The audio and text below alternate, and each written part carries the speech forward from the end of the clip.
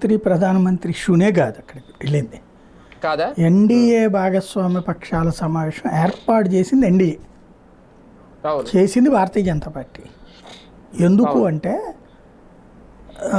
India కూటమి, NDA కూటమి ఇప్పుడు రెండే కదా దేశంలో ఉంది. ఇది నేషనల్ డెమోక్రటిక్ అలయన్స్ అంటే వాళ్ళది ఆ పేరు చెప్పడం కూడా కష్టం. వాళ్ళకి పాపం రాహుల్ గాంధీ గారే చెప్తున్నారు ఆ పేరు చివర ఏ అంటే ఏంటో అర్థం చెప్పలేకపోతున్నారు ఆయన. వాళ్ళది ఒక సమస్య ఉంది అక్కడ. వాళ్ళు ఏం చేశారు, మొన్న ఈ మధ్యన పార్లమెంట్లో రాజ్యాంగానికి సంబంధించినటువంటి చర్చ నడుపుతున్నప్పుడు పదే పదే అంబేద్కర్ గారి గురించి మాట్లాడుతూ ఉంటే అమిత్ షా ఒక డైలాగ్ వాడాడు ఆయన. అది ఖచ్చితంగా తప్పే, అది తప్పును ఒప్పుకుంటే అయిపోయి ఉండేది. ఏమని వాడారు ఆయన, 100 సార్లు అంబేద్కర్ జపం చేస్తున్నావు, దాని బదులు దేవుణ్ణి కనుక తలుచుకుంటే నీకు కాస్త పుణ్యమైన వచ్చేది అని చెప్పేసి.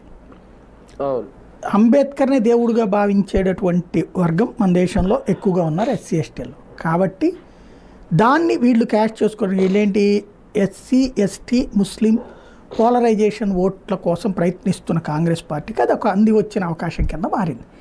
దాంతో ఏం చేసింది, ఐఎన్డిఏ భాగస్వామి పక్షాలు అందరూ కూర్చుని అర్జెంటుగా మనం దీన్ని యాజిటేషన్ చేయాలా, హోంమంత్రిని దించేయమని చెప్పాలి, రాజీనామా చేయమనాలి. ఇది వెంటనే అర్థం కాగానే స్వయంగా నరేంద్ర మోడీ రంగంలోకి దిగి అంబేద్కర్ గురించి అమిత్ షాని పొగడలేదు, తిట్టలేదు. దాంట్లో అంబేద్కర్ గురించి అసలు అవమానించిందే కాంగ్రెస్ పార్టీ అంటూ అప్పటి నుంచి బీజేపీ నేతలందరూ మాట్లాడుతూ వచ్చారు.